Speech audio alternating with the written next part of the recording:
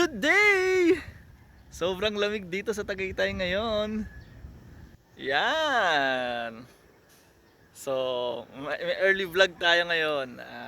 Discuss ko lang yung regarding sa joining. Yung called joining. Kasi ito yung madalas natin na ginagawa or kailangan gawin kasi nga may mga challenges sa labor, time, effort, gastos, etc. Kaya meron tayong mga compromise minsan.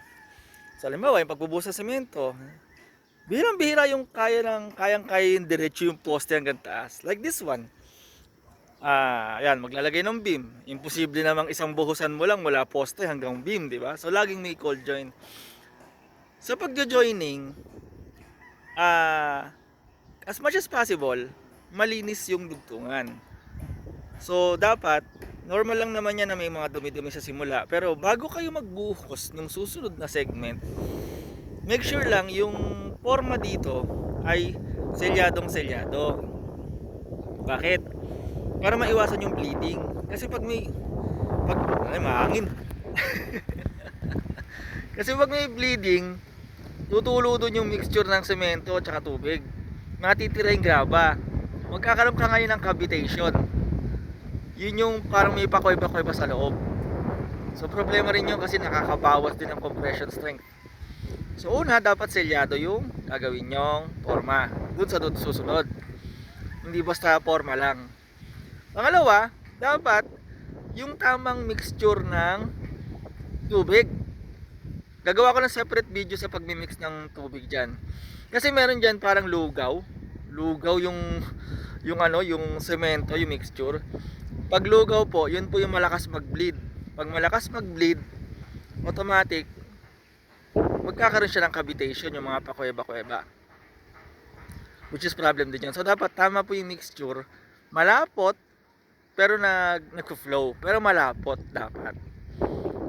Hindi po yung, kasi minsan, halimbawa, nagmamadali yung, pag mga contractor, ganun minsan pag yung mga pakyawan na sobrang nagmamadali talaga, yun. Siyempre, hinahabol natin yung cost kaya sila nagmamadali. Pero kung idea lang tatanungin, dapat hindi siya may tamang flowing na thick.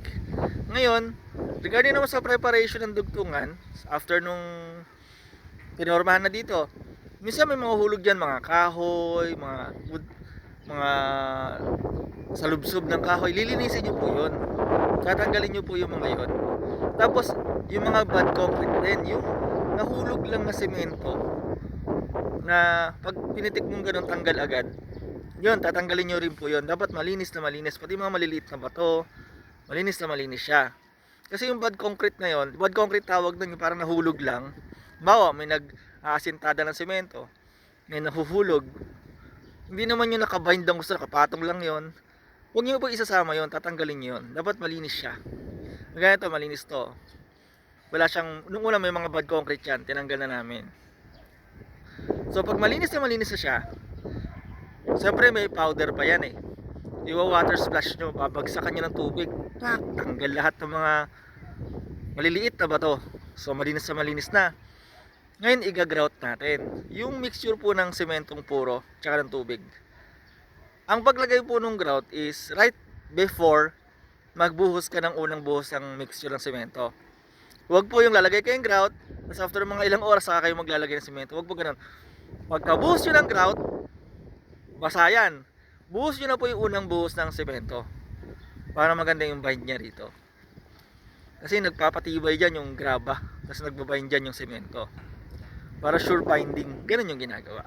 So ganun din po, may nagtatanong sa mga partial beam.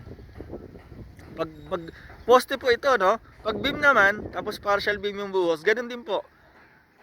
Lilinisin mo mabuti yung mga bad concrete, mga kahoy-kahoy, alambre, etc. Kagaya nito, may pako pa dito.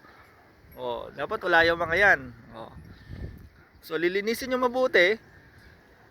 Lagay muna natin dyan, baka makadisgrasya Lilinisin nyo mabuti yung beam. Tapos, siyempre, papatong nyo yung steel decking doon. Tapos, tanggal lahat ng bato, bad concrete, kahoy, etc. Alambre, pako. Tapos, water splash nyo ng malakas para tanggal lahat ng maliit na bato at powder. Di malinis na malinis yun. Pwede ng tulugan.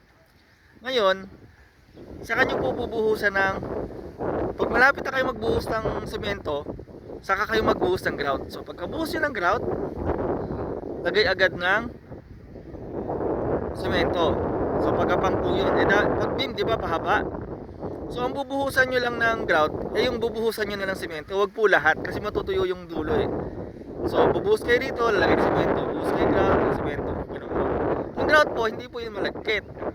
Malabnaw lang yun, kasi binder lang yun eh. Pag malagkit kasi, magkakaroon ka ng buong purong sementong mixture. Hindi po dapat. Dapat ano lang, malabnaw lang. Mababasa lang yung ibabaw niya, tapos may mixture siya ng semento.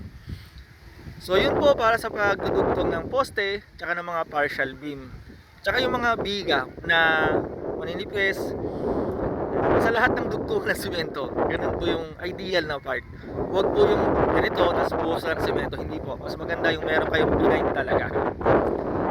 Okay, so thank you very much. Sana may tutunan kayo and pa-share na lang din sa mga gusto kong matuto. Marami pa ako i-upload na video para makatulong sa lahat. Yun lang, bye-bye!